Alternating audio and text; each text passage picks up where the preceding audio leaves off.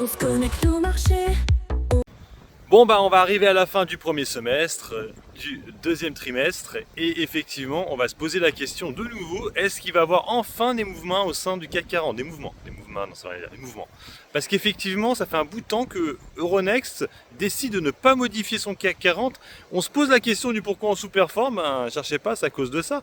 Parce que quand on laisse des head-en-raid et des téléperformances qui ne sont pas du tout dans du momentum, et ben ça sert à rien alors qu'on pourrait mettre des dossiers comme Dassault Aviation. Hein, oui, effectivement, Dassault Aviation qui cartonne, qui a une valorisation à plus de 20 milliards. Pourquoi elle n'est pas au CAC 40? Donc on va voir s'ils vont décider de la mettre là au prochain mouvement. Donc c'est en général mi-juin qu'ils annoncent. Donc je pense que là enfin on va avoir un mouvement. Pour Téléperformance, pour moi ce serait une bonne chose parce que de toute façon pour moi, elle a plus sa place depuis un bout de temps au CAC 40. Je ne sais pas pourquoi ils la maintiennent.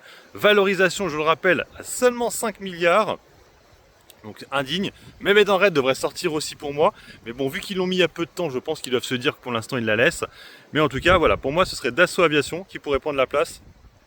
Et peut-être aussi Amundi aussi. Parce que Euronext, je pense qu'ils ne la mettront pas, visiblement, vu que c'est eux-mêmes, ils ne peuvent pas la mettre, parce que pour moi ce serait celle-là. Donc ils pourraient mettre derrière Amundi, hein, qu'ils ont mis il y a peu de temps sur le CAC Next 20. S'ils l'ont mise là, c'est peut-être justement pour l'introduire au CAC 40 après. Je rappelle, c'est ceux qui font les ETF sur le marché. Voilà, donc on verra, mais c'est vrai que ça va risque de bouger incessamment sous peu, on va avoir des annonces.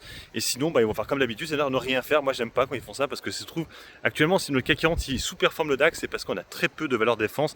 Après, c'est vrai que valeur défense, il n'y en a pas tant que ça. Hein. Il y a Exosens, il y a Excel, mais là, pour l'instant, ils n'ont pas des valorisations suffisantes pour être au CAC 40. Il y a GTT aussi, hein, qui pourrait y arriver progressivement parce qu'elle prend de la valeur progressivement et elle pourrait être là. Elle est quasiment à des ATH, hein, GTT. Voilà, j'ai fait le point sur les valeurs qui peuvent entrer ou sortir du CAC 40. Sur ce, je vous laisse, bon investissement, bon trade, ciao ciao.